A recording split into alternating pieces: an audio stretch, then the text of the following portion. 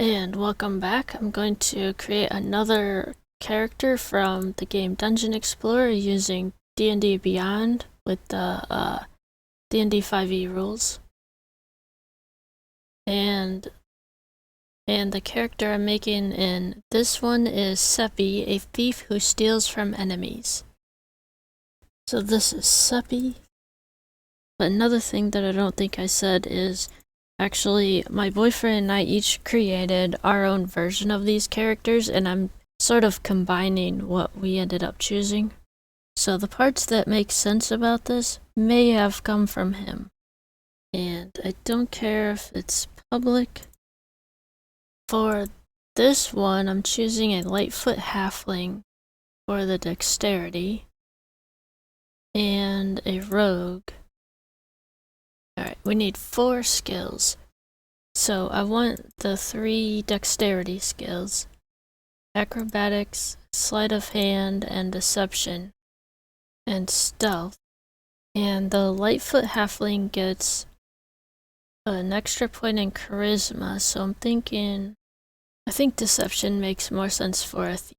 For expertise, definitely sleight of hand, since this is a thief.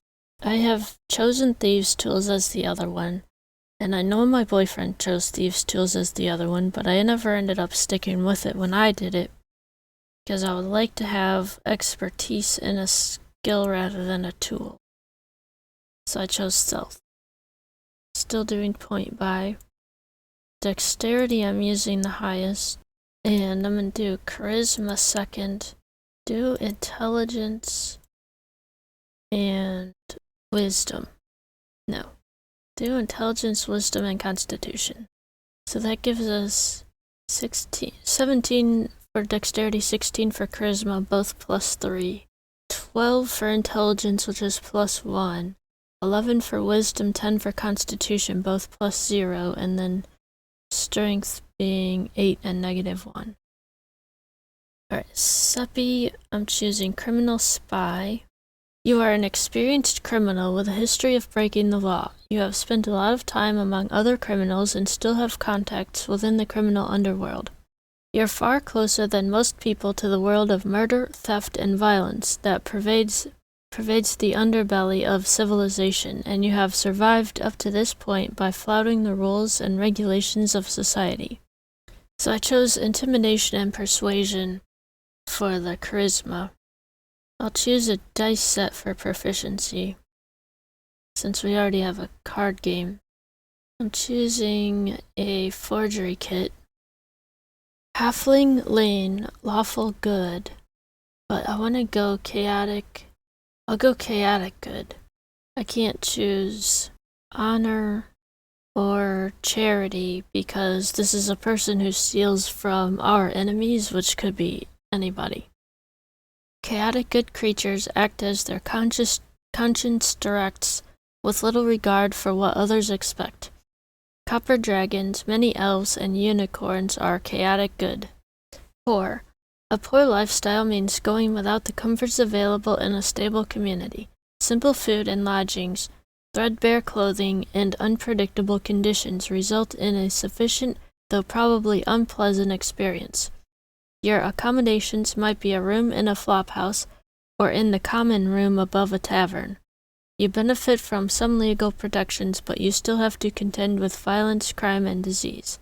People at this lifestyle tend to be unskilled laborers, costermongers, peddlers, thieves, mercenaries, and other disreputable types. Personality traits. The first thing I do in a new place is note the locations of every valuable or where such things could be hidden. I would rather make a new friend than a new enemy. Ideals. Freedom. Chains are meant to be broken, as are those who would forge them. Chaotic. Redemption. There's a spark of good in everyone. Good. Bonds. My ill-gotten gains go to support my family, but instead of family, it's meant to be team. Flaws. I have a toe that reveals when I'm lying. Other notes. A thief who steals items from enemies. Choosing equipment. I'm going with short sword because it's been pointed out to me that you have to take into account the size of the weapon and the size of the person, and I don't know what a rapier is. Since we already have a short sword, I'll go with a short bow and quiver of 20 arrows. I'll go with a burglar's pack, cause why not? And this person was proficient with dice. So, we have arrows, a backpack, a bag of 1,000 ball bearings, or depending on how you read this, 1,000 bags of 1,000 ball bearings. A bell, 5 candles, common clothes, 2 crowbars, 2 daggers, a dice set, a hammer, a hooded lantern, leather, which we're equipping, 2 oil flasks, 10 pittons, 5 days of rations, 50 feet of hempen rope, a short bow, which we're equipping, a short sword, string, 10 strings, thieves' tools, a tinder box, and a water skin, and 15 gold pieces. So here's the character sheet. This person has an advantage against being frightened. Which, did that come from being a rogue or a halfling? I don't remember. Sepi is proficient with a dice set, a forgery kit, and thieves' tools, and knows halfling and thieves can't. And I forgot to give this person a forgery kit or thieves' tools, but whatever. If I ever actually have a chance to play, then I can go back and do that. Okay, so this person has +7 in sleight of hand and stealth, +5 in persuasion, intimidation, deception, and acrobatics, and +3 in performance. Alright, so if you would have done anything different, let me know, and otherwise, play games and have fun.